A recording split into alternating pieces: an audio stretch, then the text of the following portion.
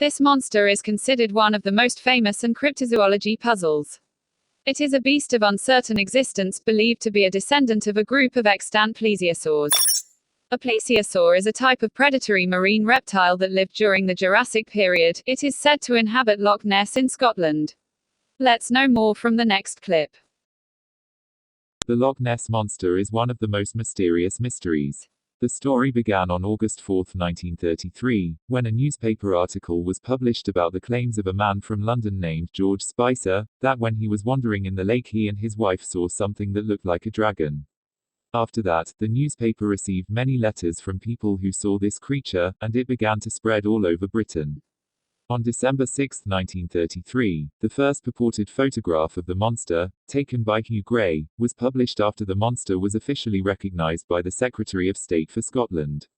In 1934, a photograph of a surgeon taken by Dr. Robert Wilson appeared, which is considered one of the most famous pictures that showed the Loch Ness Monster ever.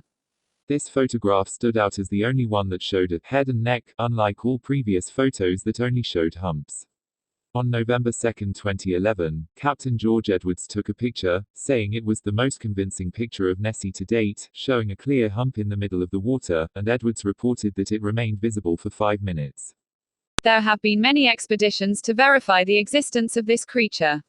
Sir Edward Mountain Expedition, 1934. He financed an expedition of 20 men, equipped with binoculars and cameras, around the lake from 9 in the morning until 6 in the evening, beginning on July 13, 1934, and over a period of 5 weeks. 25 photos were taken during this particular period, but none of them were decisive. In 1970, during what he called the Big Expedition, biologist Roy McCall researched a lake monster using hydrophones, an underwater sound recording system. And at different depths, experts said after hearing the recording that the sound picked up by the deep microphone was like a bird's chirping, and the sharpness of these sounds indicates that it came from a greater depth. In October of the same year, knocks were recorded. The scientists noticed that the sounds stopped as the boats moved on the surface of the lake, and then returned once the boat moved away to a safe distance. Operation Deep Scan, 1987. It's the lake's largest sonar survey, with 24 sonar-equipped boats scattered along the width of the lake, all sending sound waves at the same time. BBC News announced that scientists had seized an unknown huge body of abnormal size and strength, so they decided to return to the same location to resurvey the area again, and after analyzing the sonar images, it appeared that what appeared in it was debris at the bottom of the lake, although 3 of the photos were of moving debris. Scientists say that what appeared in the pictures may be some seals that entered the lake. Mr. Henry, now in 2021, is there really a Loch Ness monster, or is it just false claims? The British newspaper The Independent quoted a team from the University of Otago in New Zealand that investigated the existence or absence of this monster in the Scottish lake to reveal that it was a giant sea eels and not a unique mythical animal. The research team took many samples of the water, and the analysis did not reveal the presence of a shark or living remains from prehistoric times. In contrast, the eel's DNA was very abundant in the water, which led to the conclusion that giant specimens could be stable in the depths of the lake, which some have imagined in the stories passed down through the years when it rose to the surface of the water as a mythical beast. I believe there are giant sea eels in this lake and it is not a mythical beast. But everyone knows that this monster clearly appeared in the surgeon's photograph. It was said in 1979 that this picture is only a picture of an elephant swimming, with only part of its head and trunk showing. In the 80s, it was said that the picture belonged to a bird diving in the water, but Christian Sperling admitted on his deathbed that this picture was fake, and that he had made a model of the neck of the monster with the head of plastic wood and put it in the lake in agreement with Dr. Robert Wilson, who died several years before this confession, who in turn photographed the model and displayed the image on the media, claiming to have taken a real photo of the Loch Ness monster. And why did they do that? Christian Sperling said he did this to deceive the press and media, especially the Daily Mail, in retaliation for what they did to his family.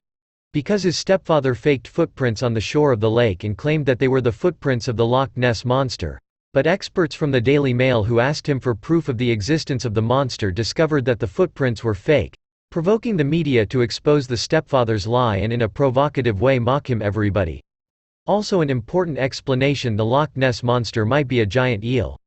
This fish lives in the lake, its size is unusually large, which matches some of the descriptions given by eyewitnesses. But it is not known about eels that they hold their head out of the water in a way that resembles the neck of a swan, and therefore this does not coincide with many of the observations that indicate the presence of a neck and head out of the water, and others such as Tim Dezendale, who rejects this interpretation completely, because eels swim wavy from side to side, contrary to what is said about the way the monster of the lake swam straight up. You are right. Professor Henry Bauer's research has found that the Loch Ness Monster may have been a species of undetected sea turtle that was trapped in Loch Ness as the waters receded at the end of the last ice age. The American scientist, from the Virginia State University and Technical Institute, dismissed the idea that Loch Ness was a form of dinosaur, saying that the creatures lurking in the lake are species, not yet discovered and described as a variety of large sea turtles, and most likely still found in some outlets in the oceans. Henry, 89, a retired professor of chemistry and science studies, said, "The Loch Ness Monster is related to extinct plesiosaurs, according to the most popular idea, but it is difficult to reconcile this with the scarcity of surface observations."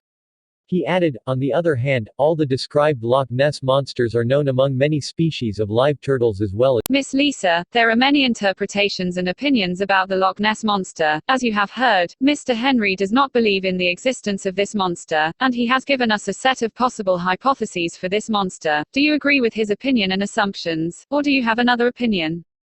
Of course. I agree with Mr. Henry that this monster does not exist. We also see that most of the photos taken are not real and fake, and we do not have any concrete information about the existence of this creature. But I do not agree with Mr. Henry's explanation that this creature could be a giant sea eel. Because as we know that sea eels do not stick their heads out of the water. But it was clarified that the image that shows the head and neck of the creature is not real. In fact, I am talking about eyewitnesses who saw this creature sticking its head out of the water, and this contradicts the idea that this creature is a sea eel. This creature was searched using sonar.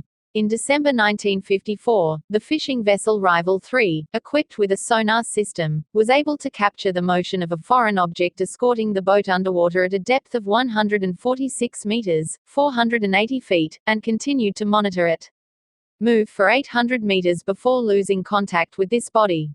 Several photos and one movie, taken so far, indicate that seals have been in the lake for periods of up to a few months. In 1934, experts analyzed the film shot by Captain James Fraser, a member of Sir Edward Mountain's expedition, in the same year, and said that the thing in it was nothing but a kind of seal, and this was published in the British newspaper.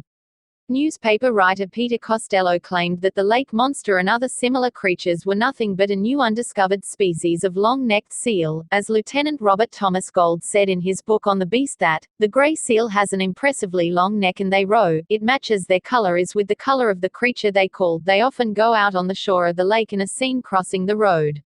Some argue that this explains all the sightings of the beast on Earth, stating that it ran swaying towards the lake, like a seal, when it was startled by humans, as well as what the sonar picked up at the times when it was used to search for the creature.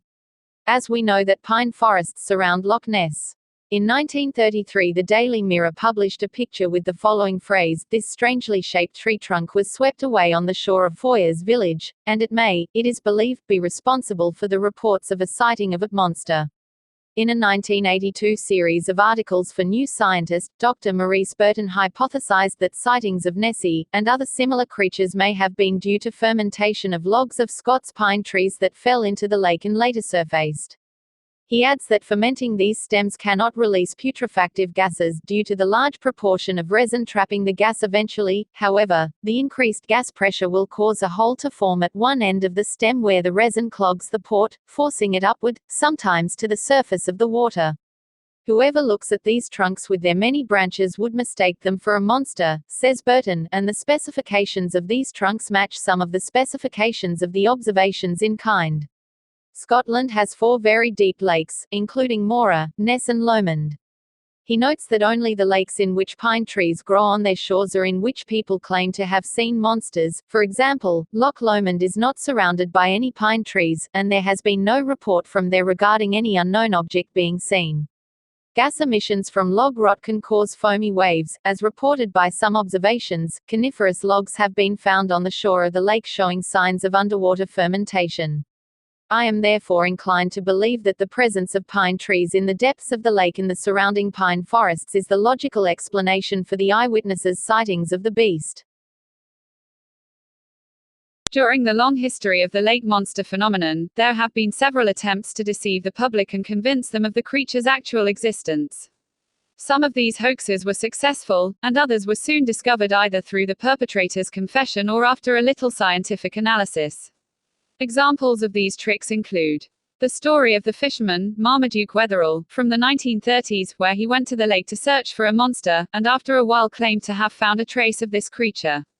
But some investigations into the remains showed that they belonged to a hippopotamus, as a con artist used the mummified foot of a hippo resting on the handle of an umbrella to make these relics. In August 1933, Italian journalist Francesco Gasparini presented the first news story about the Loch Ness monster. In 1959, he admitted that he conveyed the strange-shaped fish point of view and expanded the story and created other parts of it by fabricating eyewitnesses, saying, "It inspired me to write a story about the strange-shaped fish, and the idea of the monster never crossed my mind. Then I saw that the story of the strange-shaped fish had never crossed my mind. The fish isn't going to be a long article, so I decided to raise the fictional being to the level of monsters without any further increase. To reach the truth, we must search for the facts ourselves and not believe rumors without verifying. So, let me ask you, if you go to this lake, will you swim or sail in it, or will you just take pictures of it from afar? Waiting for your opinions and comments. Thank you for watching. Envato.